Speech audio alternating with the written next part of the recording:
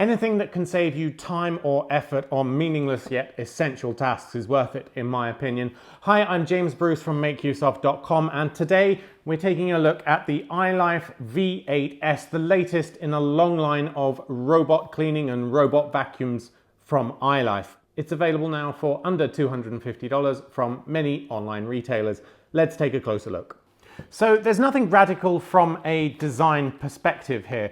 If you're familiar with the iLife series of cleaning robots, you'll pretty much recognize this immediately. With a roughly 33 centimeter diameter and 8 centimeters in height, it should be able to fit under a lot of furniture, but may still get caught up in chair legs.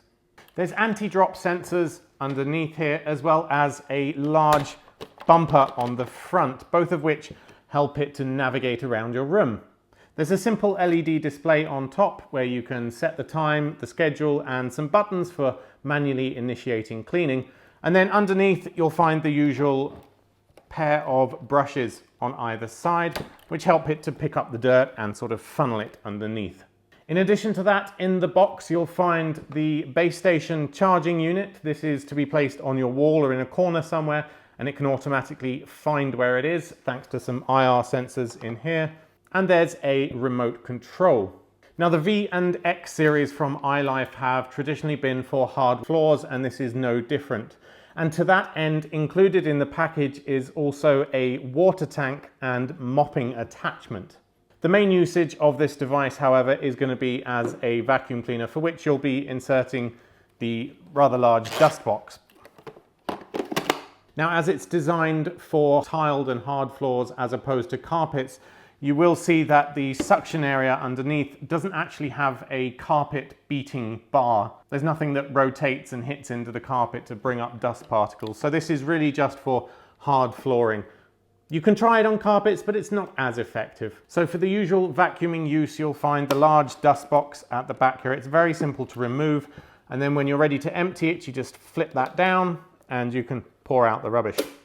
If you want a mop instead, simply swap out for this unit, fill it up with water through here, make sure you've got the pad attached securely. There is a spare pad for when you need to clean this one, and then you can just slot that in. Now, the robot itself is somewhat intelligent with this. It'll know which unit you've got inserted. Now, as far as usage goes, with either of these modes for the vacuuming or the mopping, it's really just a case of pressing go. There's no other additional settings that you need to do. The only thing you might want to use is the maximum cleaning mode as opposed to low power. I'm not sure why you'd use low power, just in general. I always have it set on max. Now, of course, neither of these cleaning methods, either the mopping with just water or the vacuum like this, is going to give you a particularly deep clean, which is why you shouldn't use it on carpets or if you have a serious sort of allergy problem or masses of pet hairs to pick up. It's really just designed for the daily dust that's going to collect. As for the mopping function, well, I don't know about you, but personally, I don't find it all that useful to just drag a wet mop across my tiled floor. It gets a little bit of stuff, but it doesn't really clean it that well. Now, I think that's because in the UK, it rains an awful lot and we don't really have that much dust generally floating around in the air. This is probably going to be a lot more useful to you if you live in a drier country where dust and sand does tend to maybe blow in a lot and collect on your floors. So superficially, at least, nothing that much has changed. It still looks like the same basic iLife model. It still does the mopping and the vacuuming. However, under the hood, there's been a number of small but welcome improvements. The first is that the suction motor has now been placed into the dust box itself. Before that motor was built into the unit rather than in here. Now that it's been moved here, you can see there's some electrical contacts in the side. So that's how it knows what's inserted and it can send power to the motor in here. Now, this seems to have made some space efficiencies. So they've made the actual dust box larger than on previous models, giving it a greater overall capacity, and it means that when you place in the water tank, you aren't carrying around the weight of that motor. What it's also meant is that they can place a separate motor into the water tank, and this is used to drip feed the water through onto the mop. Now, in previous models, this was literally just a gravity-fed system. So you put water into the tank and it would slowly drip out.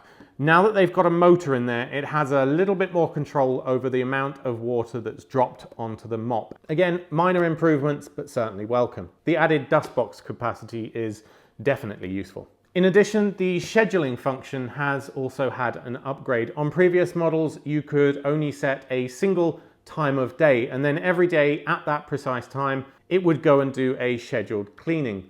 Now you have a week-long system, so you can change it day by day. So for instance, if you're out at work in the week, then you might want to run it during that time and maybe not at weekend when you're at home all the time and using the rooms. Now personally, I've always thought that the scheduling function is one of the most useful things about these robots, because it means you can literally just set it and forget it, head off to work, and it will have cleaned the house for you by the time you get back. All you need to do is remember to empty it every day. You're never actually going to see it doing its job. It'll just go around and do it silently. That's the best kind of automation as far as I'm concerned. Another welcome upgrade is to the unit's navigational abilities. On past models, in fact on any robot vacuums I've tested so far, the navigation has always been at best entirely random.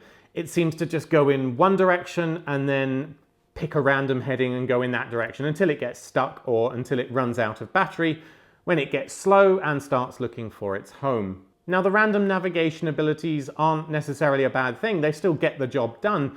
It's just a bit inefficient when you're trying to do larger spaces. Some spots tend to get missed or get done more than others. The V8S appears to have fixed this, and it now tackles rooms in a much more methodical manner. After mapping out the edges of the room, it then goes back and forth in a zigzag pattern. Anyway, it certainly seems a lot smarter about how it moves around the room now. Finally, it now remembers your preference for maximum cleaning mode. On previous models, when you wanted to start it in high power mode, you had to manually click the high power button, which meant, of course, it didn't work for scheduled cleaning. Now the high power button appears to be saved to memory. So for scheduled cleaning, and from then on, if you've left it on high power mode, it will stay on high power mode. It doesn't reset every time. Again, a very minor improvement, but definitely something that's welcome. So, should you buy the iLife V8S? Is it worth it? As with any of these robot vacuums, set your expectations appropriately, and I don't think you'll be disappointed. So for hard tiled or wooden floors, the V8S is definitely the best budget vacuum cleaner iLife has released yet. For carpets, they have better options available, but if it's primarily for hard floors, this is your best option. The mopping function for me wasn't so useful as I mentioned, but that's going to depend on your individual circumstances as to how useful that is for you. Anyway, thank you for watching, and thank you to iLife for giving us one of these to give away to one lucky viewer. To enter, click on the link in the description. You'll find the giveaway widget at the end. It runs for about 2 weeks from the date of this video, so do hurry and enter to win your own V8S. So, what's your experience of robot vacuums? What do you recommend? Are they a time saver for you, or are they just not really worth it? Head down to the comments and let us know. Thanks for watching. If you're not already, do subscribe. We do roughly 2 giveaways a week where you can enter to win the latest gadgets that we've reviewed. We also publish regular Windows tips, internet tips, DIY tech tutorials, all that good stuff. Until next time,